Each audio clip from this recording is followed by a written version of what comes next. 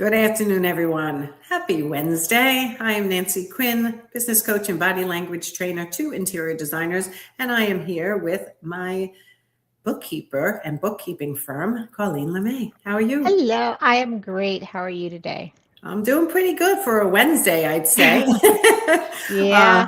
yeah, so I wanted to tell you, and I didn't tell you before we went live, that I just referred another person to you yesterday. So if you need a bookkeeper, a bookkeeping firm that has their process really down pat for interior designers, I have to say C2 Accounting is the place you want to get on their calendar, get on with Colleen, have a quick conversation, and see what they can offer you. Don't let your bookkeeping continue to go astray. And I say that particularly, Colleen, because I just finished doing a webinar for about 70 people.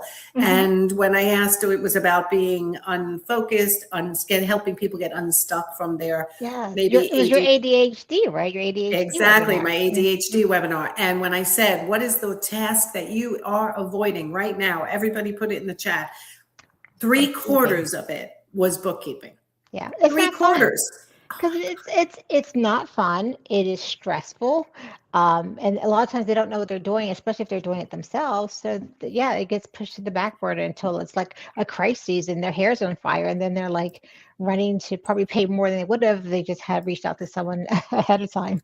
Exactly. Exactly. So, all right, why don't you get us started? Scaling like a CEO, the financial foundation designers need before they grow. Take us through it. Yeah, so we all. I will let me say this.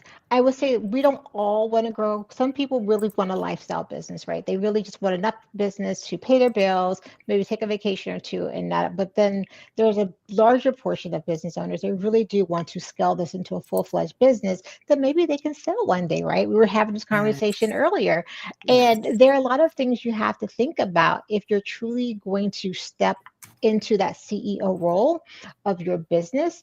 One of the things is, of course, we're going to be talking about financially. Before they ask, how do I get more clients, for example, they should be asking, can their business financially handle more clients? Because think Yes. about, like, if you have a large influx of clients, you have to have the manpower to handle that. And a lot of times that means hiring before you're getting paid. So does your business have enough of a cushion to have someone hired, take some time to get them trained so that when you do start to have that growth, that they're already in place. So you're not scrambling. Everyone's always scrambling. Yes. I mean, Yes. it's literally nonstop. People are scrambling. Yeah. But And you can't, you can't control everything, but there's some things you can control, right? yes, there's some things you can control and there's other things you can. And I always tell everybody you have to have a job for your money, like you say, right? Where is the job for hmm your money? So you're saying that this is one of the things they should think through in advance. Right. Well, yeah, because when you think about growth and scaling are kind of two different things, right? Growth means adding revenue, and hopefully keeping your expenses at the same rate. But Yes. scaling means you have to build the infrastructure that allows your business to handle more revenue, without the owner taking on everything themselves. And that's kind of where we all start out. The owner's doing everything. I mean, I remember that clearly. But here's what, everybody's stuck point is like, do I hire first or do I get the business first? If I get hmm the business first, then I'm scrambling to satisfy that client and I don't have time to hire someone. And what if I don't find somebody right away? And all the stuff that people Yes. go on with, right? It's a spiral down Right. because you don't know what to do first, second, and It's almost a hamster wheel. And that's one of the things about looking at your numbers and start to put aside those buckets. You preach profit first. I talk to my clients all the time about profit first, having some dedicated funds set aside so that you have money to, when you're ready to get a studio, you have money set aside when you're ready to hire someone, and maybe have a few months of their salary ready so you don't feel that pinch like, okay, I hired them today. Now I've got to go out and get three clients to cover their payroll next month. yes. Thinking things through, and this is where we talk about just being a bit more proactive instead of reactive. If you know that your goal is to scale, then start putting the steps in place now to be able to do that. Eh, It's so hard for people, but it's so true because it's just the littlest little bit starts accumulating really fast. And I know we talked about profit first here. profit first, you're supposed to set your profit aside. And then technically, according to the book, is that you take half of that every quarter as your owner's reward. But I am one of those coaches that says that's the ideal. But if you need to hire a bookkeeper, do a new website, scale your business and hire somebody, I'm all for using that profit account as well for scaling. And that's the good thing about being a small business owner. You can do whatever's best for your business. Yes. And understanding how much you should be putting aside if we're talking profit first is actually knowing what it costs to run your business. So at C2 Accounting, we have changed our reporting. And I don't know if you noticed it this month, but we were getting feedback from clients who were meeting with us every month, going through their financials. And they're just like, just tell me how much does it cost to run my business? You know, what's my gross profit margin? You know, we would go through all the nitty gritty, but they just really wanted the high level. So we just changed our reporting. So now when you open up your report after your logo page, there's an executive summary, and it literally goes through like, I think maybe 5 bullet points, and we have definitions. So now you know exactly what was your revenue year to date, because you don't really care what your revenue was in July, because July could be whatever, but how much have I made to year to date? And then we give you your average monthly revenue. So again, if we're starting to plan, if they're asking, what is my gross profit margin? As we know, for interior designers, it should be between 40 and 60%. We tell them what is their gross profit margin year to date, so they can measure themselves. And we have the definition of what that is. And we also put that scale. So again, they may forget from last month, wait, what is the range again? Now it's on the report. That's amazing. And we told them, what was the other one? We told them their operating expenses. That was a big one, because how much does it cost to run your business? So we tell them how much does it cost to run your business, your operating expenses, nothing that has to do with cost of goods sold year to date, and then your average operating expenses year to date, which is a super important number, because if you're trying to understand how much money do I need, say I want to put away 3 months or 6 months of operating expenses, what is that number? Now you know. So we're trying to make it as easy as possible for people to really use their financials to make some really good decisions. I love that. And again, so many people just don't look at their financials because they're so nervous, they don't understand it. And that's one of the things when I tell people to call you, get on your calendar, I always say, Colleen speaks English, not accounting, right? She speaks English, right? And it's important that you can speak accounting language and you can translate it into English, which is what we need. Like a good lawyer can also convert legalese into, so your accountingese,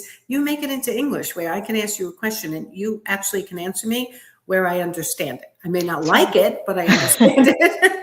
So what I'm hearing you say is that I'm bilingual. You're bilingual. In English, right? Yeah. And I have to admit, I'm a little irritated with myself that it took us this long to get our financial reports to be in more English than in Cantonese, because we were using what was standard, but that's not what designers wanted. So we fixed it.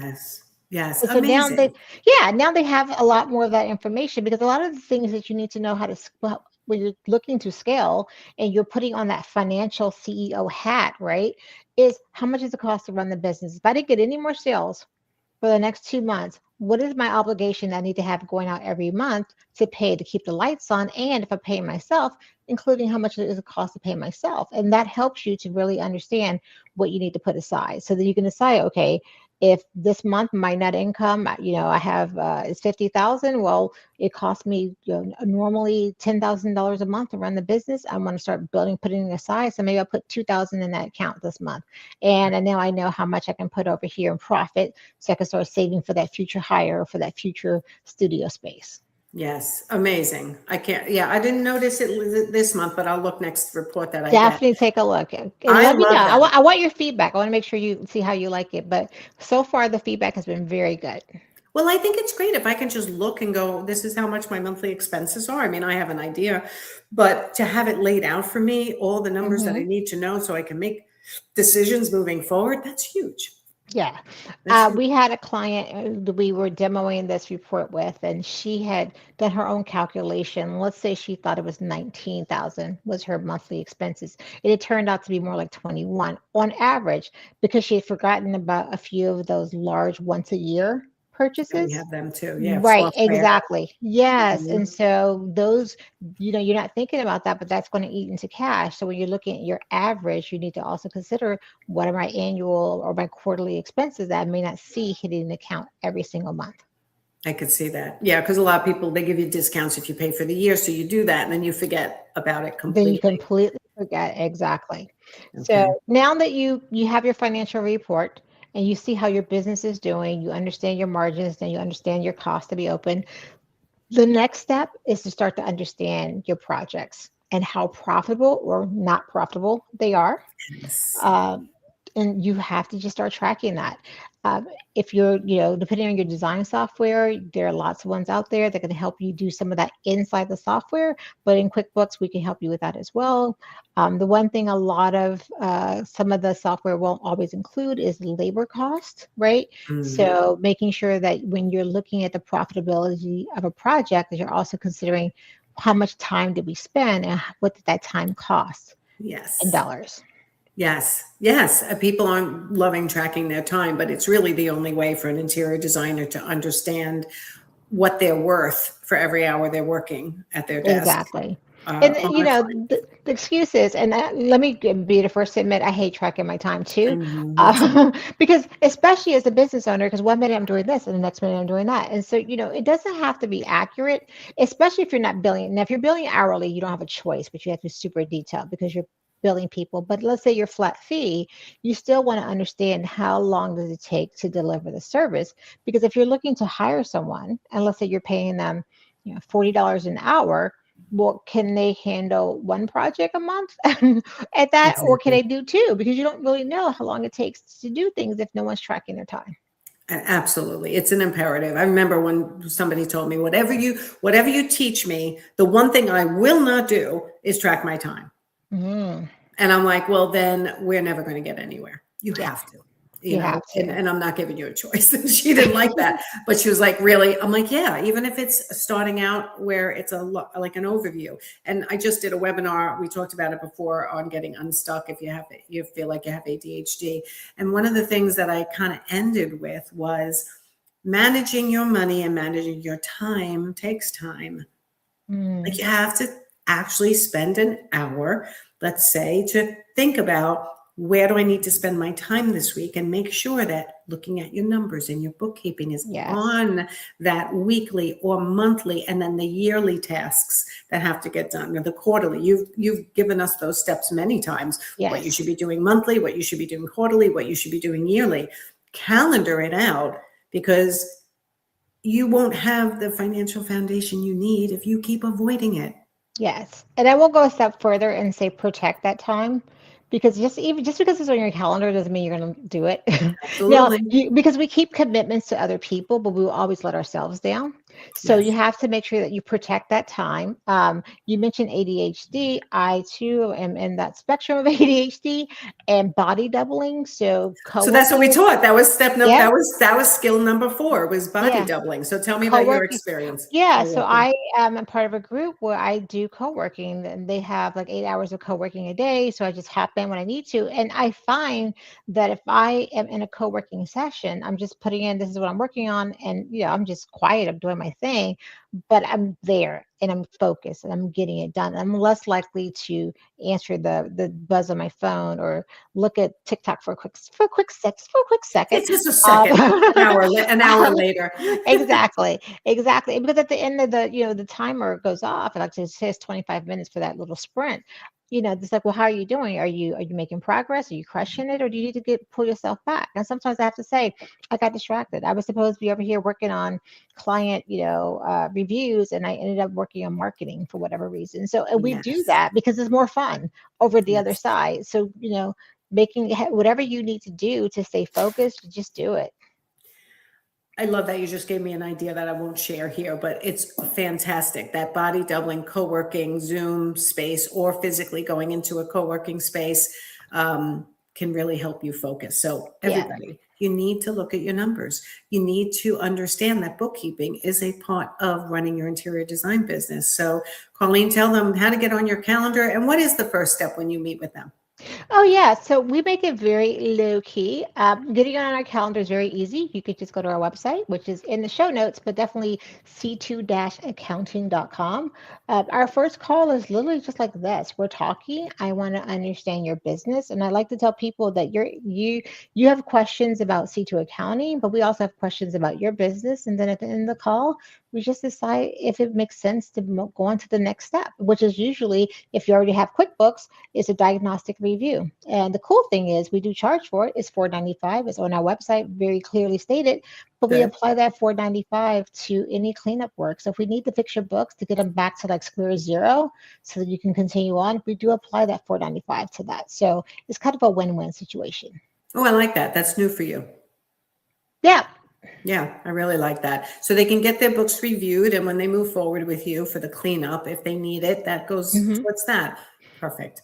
Yes. Anything else that we missed today? I don't think so. I just well, I would say this: whatever system that you build for your business financially, make sure it's scalable, that it scales with your business and it's not fighting against your business. Because sometimes I think we want to band-aid things and do what's a quick fix, but it's going to hurt you in the long run. So always Yes. think long term. If you know that you're going to be doing this business long term, your systems need to be working long term. So I'll add to that, get advice from the people who know what they're doing. Okay. Yes. Okay. All right. Everybody go have a great rest of your day. Colleen and I will be live again next month to talk more about your bookkeeping needs and how you need to be looking at your numbers and calling Colleen to help you with your bookkeeping. Thank you so much, Colleen. I will see Thank you you for soon. having me. Take care, everyone. Bye. Bye, everyone.